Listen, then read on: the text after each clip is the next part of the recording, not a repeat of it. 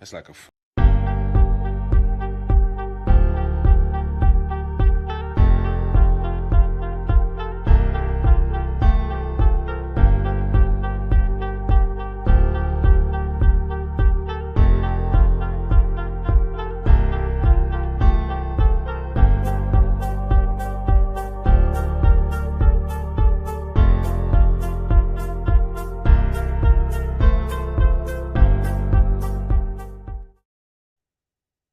Oh,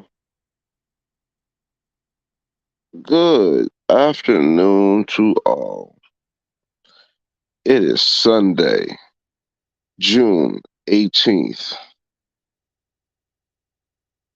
2023, and we're here to talk about what transpired last night in the boxing world. So, we're going to start off with this. Regis Prograis, Tim Zoo, Ramala Ali. Those are the three things that I shall talk about in regards to yesterday's boxing action. So let's start off with Regis Prograis. I don't think anyone's going to deny that Regis looked pretty bad. That jab he got was ineffective. His footwork, lackluster. His cutting off the ring, whoa, I didn't know it was that bad. Coming into this fight, Prograis was getting propped up, looking like, a killer gorilla chinchilla from Manila, right? What's good, bro? Cute. Lost all the boxing. Blessings to you, good brother. Um, Regis, we all was feeling Regis might be, that one at 140, right? That dude that you go in the ring, he gonna take your face off, right?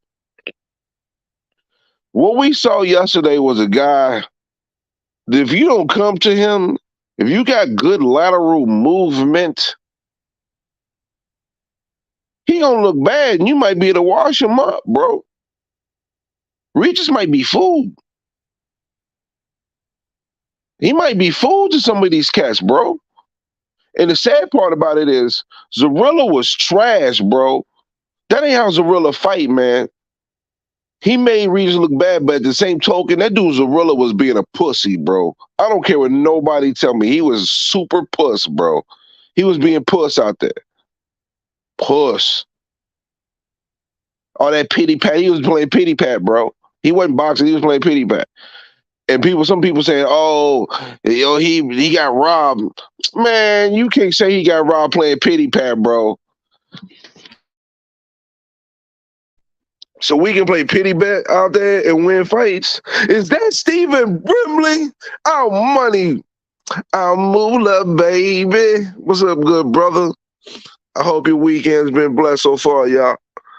Um, but I don't ever want to see Zorilla on a live broadcast ever again. I'm sorry. That's just my view. That was not overall good boxing. That was worse than watching an Okoli fight, bro.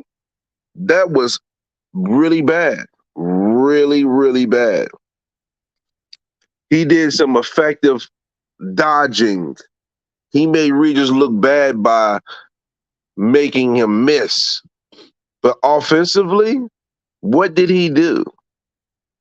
I'm not giving him no title for that type of performance. Both of them was butt cheeks, bro. Both were complete ass. So he exposed Regis and how bad Regis' footwork and all those things is. But at the same token, what did he do to make you say, oh man, he was countering him with pity pat shots, bro? He was playing pity pat. Miss Mary Mac, we tapping fact. Like, come on, bro. Pity pat, bro. I'm sorry. I can't respect it. But now that we didn't see Regis look the way that he looked, Do we see some of the other fights that we want to see at 140? Do we? Is Haney gonna take that fight? Would he fight him? I'll tell you this though. If Haney get in the ring with Regis, bro, I think I got Haney, bro. Haney got that movement, but he gonna actually stick a real jab out there in his face, a real punch out there in his face, bro. Can Regis now with Regis and Matias? Now that will be different because Matias gonna be all in his face. He gonna be there to be hit. It's looking like Regis will only do well with a fighter that is gonna not move around and be able to be there to be hit because he ain't gonna cut the ring off. He ain't gonna. He did the same move over and over again, bro. Except it wasn't working. Like when we played the old Street Fighter, and we get Bulldog or something. You do the same corny ass move because it worked. Regis was doing that and it wasn't working. That is bad, bro. There's no other way around it, man. We gonna all keep it a bean, and I like Regis, man. But man, he didn't give his homecoming fans what they well earned money, bro. He didn't do. I mean, he could have easily feinted, not punch, and wait for the feint for the wait for the counter, and then react to it and land his shot. Coach didn't do no body work. Like he almost made the night of boxing very, very bad. So let's see what happens with Regis going forward. Maybe a Jack Catterall fight, but if he fight like that against Jack Catterall gonna whoop that ass, bro. Listen, I'm just gonna keep it a beat because Jack Catterall look pretty good. But right now, the 140 pounders are looking a little suspect. After Josh Taylor gets washed up by T.O., and then you see this by Regis, man. Oh, did we end up overhyping the 140s a little bit? Time will tell. Time will tell. I don't know, bro. I just don't know. Hopefully we get some of these fights though. Because of this performance, maybe people will not look at him like he's a boogeyman and they'll line up and come through and get popping. So that's it for Regis, bro. I mean, listen, we gonna see what happens. I mean, I saw Eddie Hearn tell the truth. He told the truth. Yeah. He didn't look good, man. Man, I was really surprised, bro. Really. But moving on. This shortly covering Ramla Ali versus Guzman, right? So I like Ramla Ali. I do. You know, I think she's talented. She's got a nice little spark to her, man. But last night she faced a puncher. Guzman is a puncher. And I was with my man Jules. We watching the fight, and they had me cracking up laughing, right? Because we all know that she needed to be able to, stick and move, stick and move. Wait for the right hand, pivot, 1-2, step out. Problem with Romola, she did 1, 2, 3, 4, 5. No, no, no. She tried to mix it up, and she got shaken and stirred. She got put into the bag, and she got dropped, hurt again, and then floored for the end of the night. Learning experience, man. But Eddie Hearn be lining up his fighters, bro. He be lining them up, bro. He put them in if we want nothing but the best, fighting the best or dangerous fights, Eddie Hearn will put your favorite fighter in that position. He doesn't have the situational awareness of protection of his fighters like that. He doesn't, which is a bad thing for some of his fighters sometimes, but it's a good thing, I think, for the sport of boxing. Eddie Hearn, got clownish tendencies, but that's one thing I've noticed about Eddie Hearn. He does not hesitate to put his fighters in the line of fire. And man, that knockout was crucial, man. That was Ramla Ali. I hope she bounces back because she's talented. And that's one thing. Women's boxing, bro. They get put in the fire much quicker than men. That was her eighth fight, and she was fighting that quality of competition. But it's a little bit less. Well, it's a respectable pool when you're in the lower weight class. It's just unfortunately for Clarissa Shields, it's only like 100 fighters in Clarissa Shields' pool in like 2 to 3 weight classes. You know, that's what hurts Clarissa Shields overall because there's just no one to fight really. But shout out to Guzman though. Powerful shot, and after all the right hands, she finished it with the left. So you got power in both hands. Damn, homie. Oh. Oh shit! So that's it for that, man. Because I mean, I was a little sad to see that. I ain't go front, but hey, listen, this is boxing, baby. So for me, the fight that saved the night, even though it did not last long, damn that boy strong. Tim Tszyu. Tim Tszyu means business. Now I'm not gonna sit here and be like, "Yo, Tim Tzew's the greatest of all time. Ain't nobody gonna stop." No, we're not doing that. But what we saying is Tim Tszyu a problem, boy. Tim Tszyu got a chance to really do some damage out here. And the fact that it's been a while since Charlo has got a chance to actually fight, the more and more Tszyu has fought, the closer and closer it looks like this fight is going to be. He's staying active. He's staying sharp. And he's taking no punishment whatsoever. Like none. Zero. So what we want is that fight.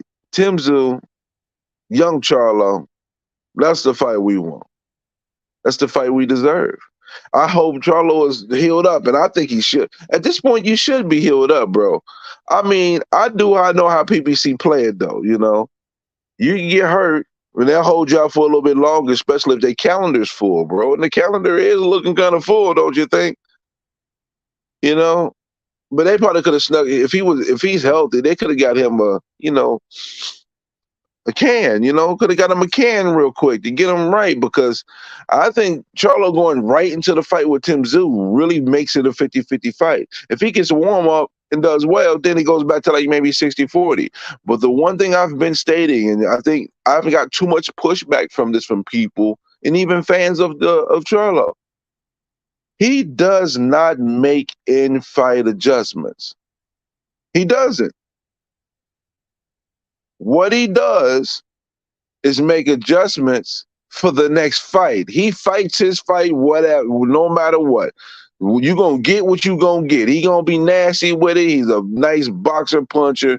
But against Castaño, against Harrison, and those first fights, he didn't make adjustments. He did what he did. And then when he went into the rematches, he made those adjustments and he got the results that he was looking for and got the job done. Knowing those things, what's going to happen with him and Tim Tszyu? What's it going to be? Now, styles make fights. Tim Tszyu is a pressure fighter, but man, he's a patient pressure fighter. You know what I mean?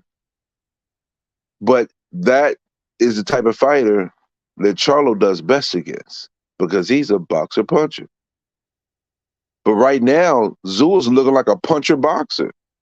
Like it's we need that, bro. But I was chopping it up, with my man Mark Nash on his panel and stuff, and we were talking about, somebody made a valid point where that fight shouldn't be in Vegas. The Tim Tszyu and Charlo fight should only be in either Australia or in Houston. Only two places that fight should be. The big money is in Australia. The good money is in Houston. That's just being real. But is there a way that this fight don't happen? That he drops his WBO? Is that the belt that he's in line for? Tszyu for? I'm not sure. I can't remember off the top what belt he's in line for. But is he going to not be undisputed, drop one of the belts, and Tszyu takes one of the belts? Or is he going to fight Tszyu? And it made me start thinking, if Terrence Crawford beats Errol Spence, right? Will it be Charlo to be the person he fights? If these two gentlemen fight, if Charlo and Zoo fights, makes me wonder, man. But boy, Zoo looks dangerous. But we do have to keep in mind, listen, okay, Campo is no bum, okay? He's not a bum. But there are clearly levels.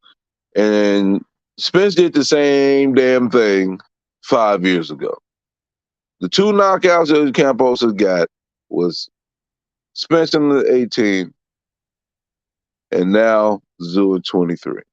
So Zoo did what he was supposed to do to show that he is on that level.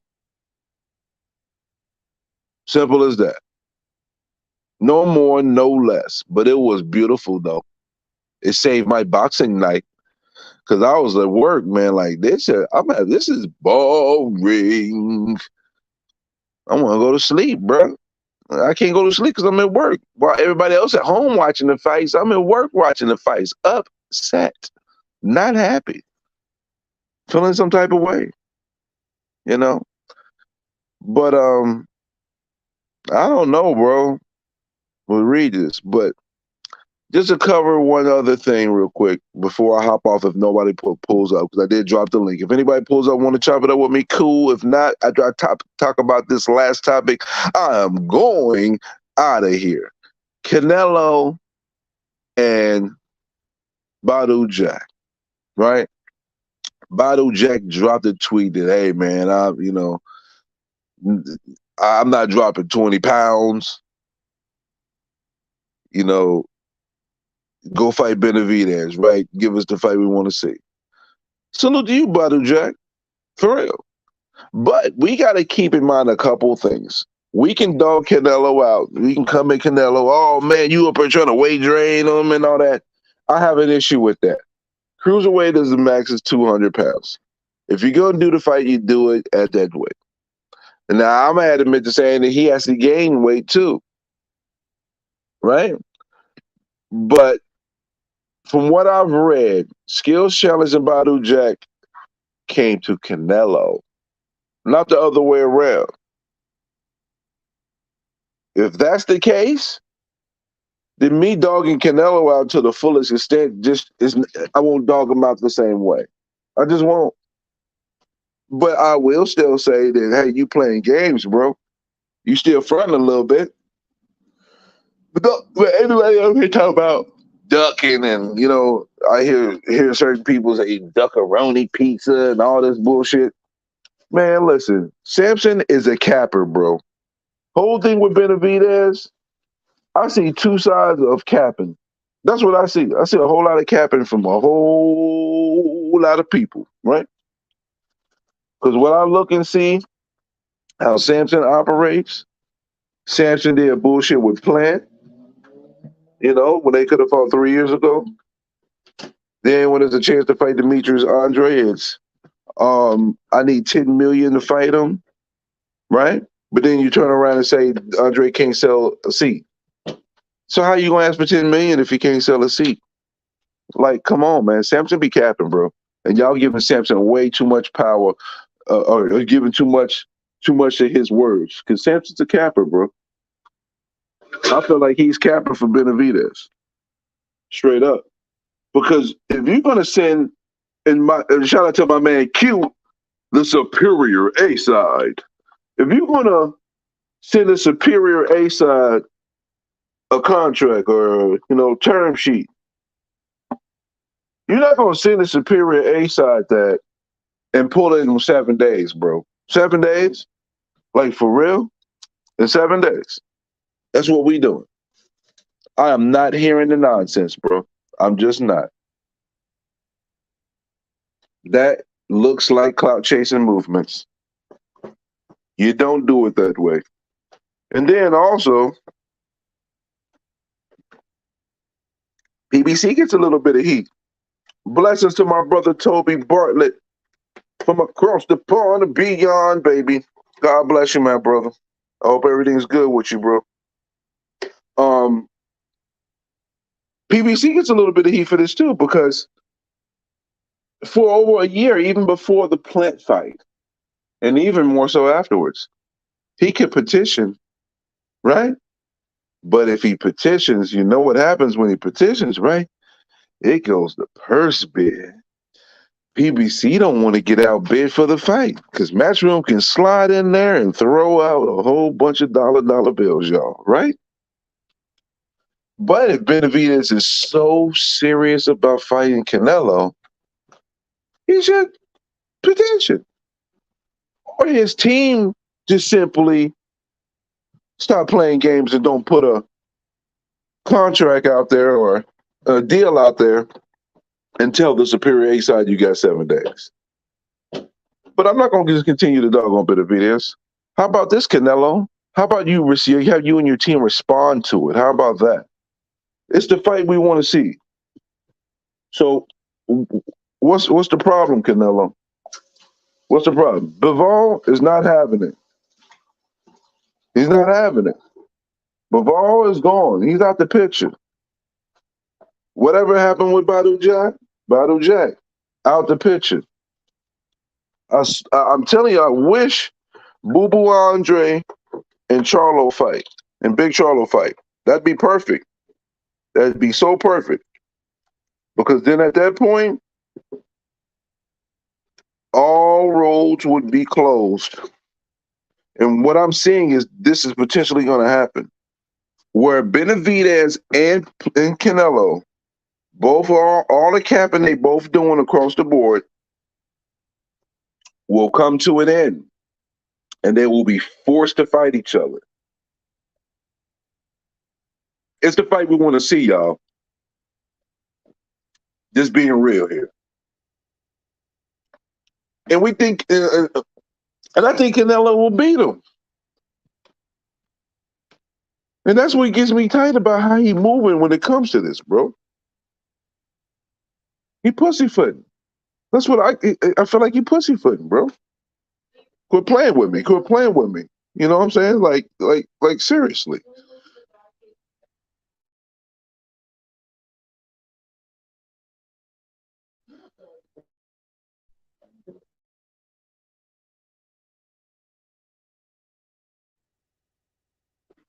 All right, but I'm finna go ahead and hop off this live because I'm getting annoyed already. So listen, y'all. I hope y'all have a blessed one, man. Thank you for your time.